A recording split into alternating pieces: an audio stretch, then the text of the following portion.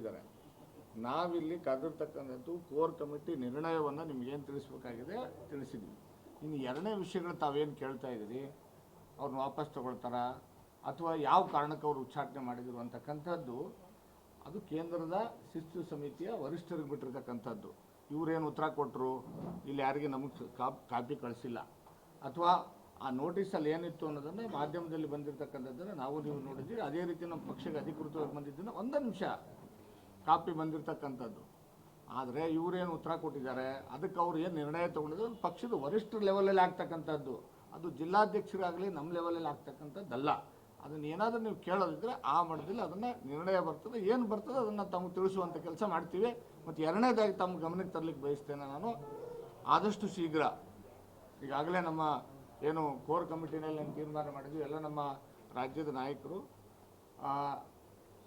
ನಮ್ಮ ಲೋಕಸಭಾ ಸದಸ್ಯರು ಪಾರ್ಲಿಮೆಂಟ್ ಇರೋದರಿಂದ ಅವ್ರಿಗೆ ಈ ಒಂದು ಸಭೆಯಲ್ಲಿ ನಾವು ಭಾಗವಹಿಸಿಲ್ಲ. ಅದ್ರ ಜೊತೆಗೆ ನಾವೆಲ್ಲರೂ ಸೇರಿಕೊಂಡು ಒಂದು ನಿರ್ಣಯವನ್ನು ಮಾಡಿದ್ದೇವೆ, ಏನಂದರೆ ಆದಷ್ಟು ಶೀಘ್ರ, ಯಾಕಂದರೆ ಏನು ಕಾರ್ಯಕರ್ತರಲ್ಲಿ ಒಂದು ಸಣ್ಣ ಪುಟ್ಟ ಗೊಂದಲಗಳಿದ್ದಾವೆ ಅದನ್ನೆಲ್ಲನೂ ಬಗೆಹರಿಸಬೇಕು. ಮತ್ತು ಮುಂದಿನ ಚುನಾವಣೆಗೆ ಒಂದು ಏನು ತಾಲೂಕು ಪಂಚಾಯತಿ ಜಿಲ್ಲಾ ಪಂಚಾಯತಿ ಚುನಾವಣೆಗೆ ನಮ್ಮ ಕಾರ್ಯಕರ್ತರನ್ನ ಅಣಿಗೊಳಿಸೋದಕ್ಕೋಸ್ಕರ ನಾವು ಆದಷ್ಟು ಶೀಘ್ರದಲ್ಲಿಯೇ ಬಿಜಾಪುರ ಜಿಲ್ಲಾ ಮಟ್ಟದ ಕಾರ್ಯಕರ್ತರು ಒಂದು ಬೃಹತ್ ಸಮಾವೇಶವನ್ನು ಮಾಡಬೇಕು ಅಂತಕ್ಕಂಥ ಅಭಿಪ್ರಾಯ ಇವತ್ತೆಲ್ಲ ನಮ್ಮ ನಾಯಕರಿಂದ ಬಂದಿದೆ. ಅದನ್ನು ರಾಜ್ಯಾಧ್ಯಕ್ಷರ ಗಮನಕ್ಕೆ ತಂದು ರಾಜ್ಯಾಧ್ಯಕ್ಷರ ಡೇಟ್ ತೊಗೊಂಡು ಆದಷ್ಟು ಬೇಗ ಆ ಒಂದು ಕಾರ್ಯಕ್ರಮವನ್ನು ಹಮ್ಮಿಕೊಳ್ತೇವೆ ಅಂತಕ್ಕಂಥ ತಮ್ಮ ಮುಖಾಂತರ ಹೇಳಲಿಕ್ಕೆ ಬಯಸ್ತೇವೆ. ಧನ್ಯವಾದ ಸರ್. ಇಲ್ಲಿಗೆ ಪತ್ರಿಕಾಗೋಷ್ಠಿ ಮುಗಿಸಿ ಊಟ ಮಾಡಿ. ಅಲ್ಲ ಒಂದೇ ನಿಮಿಷ ಸರ್, ಒಂದೇ ನಿಮಿಷ. ಒಂದೇ ನಿಮಿಷ. ನಾನು ದಯಮಾಡಿ ಈ ಮುಖಾಂತರ ನಾವೇನು ಎಲ್ಲ ನಾಯಕರುಗಳಲ್ಲಿ ಕೂತಿದ್ವಿ, ನಾವೆಲ್ಲರೂ ಕೂಡ ಒಂದು ಮಾತನ್ನು ಹೇಳಲಿಕ್ಕೆ ಬಯಸ್ತೇವೆ.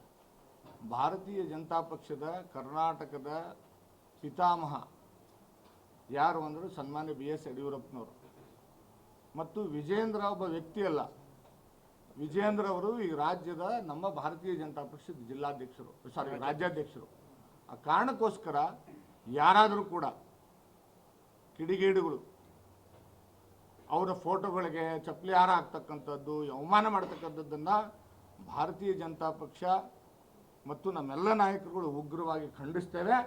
ಅದನ್ನು ತಕ್ಷಣ ಸಂಬಂಧಪಟ್ಟಂಥ ನಾಯಕರುಗಳೇನು ಅವರು ಅಭಿಮಾನಿಗಳು ಫಾಲೋವರ್ಸ್ ಇದ್ದಾರೆ ಅವ್ರಿಗೆ ಡೈರೆಕ್ಷನ್ಸ್ ಕೊಡಬೇಕು. ಈ ರೀತಿಯಾದಂಥ ಸಂಸ್ಕೃತಿ ನಮ್ಮ ಭಾರತೀಯ ಸಂಸ್ಕೃತಿ ಅಲ್ಲ ಅಂತಕ್ಕಂಥದ್ದು ಈ ಸಂದರ್ಭದಲ್ಲಿ ಹೇಳಲಿಕ್ಕೆ ಬಯಸ್ತೇವೆ. ಅದನ್ನೆಲ್ಲನೂ ಕೂಡ ಪಕ್ಷದ ವರಿಷ್ಠರು ಅಬ್ಸರ್ವ್ ಮಾಡ್ತಾ ಇದ್ದೇವೆ, ಮಾಧ್ಯಮದಲ್ಲಿ ನೀವು ತೋರಿಸ್ತಾ ಇದ್ದೀರಿ, ಅವೆಲ್ಲವೂ ಕೂಡ ವಿಡಿಯೋ ರೆಕಾರ್ಡ್ಸ್ಗಳನ್ನು ತರಿಸ್ಕೊಳ್ತಾ ಇದ್ದೀವಿ.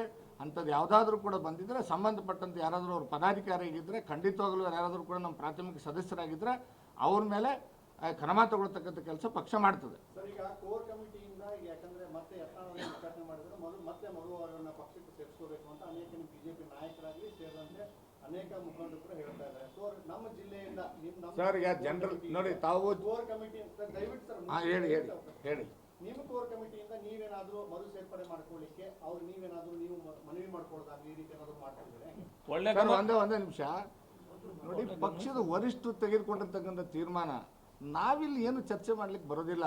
ನಾವಿವತ್ತು ಕರೆದಿರ್ತಕ್ಕಂಥದ್ದು ಒಂದೇ ವರಿಷ್ಠ ತೀರ್ಮಾನಕ್ಕೆ ನಮ್ಮ ಜಿಲ್ಲಾ ಕೋರ್ ಕಮಿಟಿ ಅನುಮೋದನೆ ಕೊಟ್ಟಿದ್ದೇವೆ. ಮುಂದೆ ವರಿಷ್ಠ ತೀರ್ಮಾನ ಮಾಡ್ತಾರೆ, ಏನು ಅವ್ರು ತಗೋಬೇಕು ಬೇಡವೋ ಮುಂದುವರಿಸ್ಬೇಕು, ಅದ ವರಿಷ್ಠ ಲೆವೆಲಲ್ಲಿ ಆಗೋ ಕೆಲಸ ಇಲ್ಲೆಲ್ಲ. ಖಂಡಿತವಾಗ್ಲು ನೋಡ್ರಿ, ಅದು ನ್ಯಾಷನಲ್ ಲೆವೆಲ್ ನಡೀತಾ ಇರ್ತದೆ, ನಮ್ಮ ಲೆವೆಲ್ ಅಲ್ಲ ನಡೀತಾ ಇರೋದು, ನಿಮಗೂ ಗೊತ್ತಿದೆ ಅದು. ಎಲ್ಲರೂ ಕೂಡ ಬಿಜೆಪಿ ನಾಯಕರು ಕೂಡ ಅನೇಕರು ಮನವಿ ಮಾಡ್ಕೊಡ್ತಾ ಇದ್ದಾರೆ. ನಮಗೆ ಮರು ನೀವು ಸೇರ್ಪಡೆ ಮಾಡಿ ಇಲ್ಲಿ ಯಾರು ಬಂದು ಮನವಿ ಕೊಟ್ಟಿಲ್ಲ.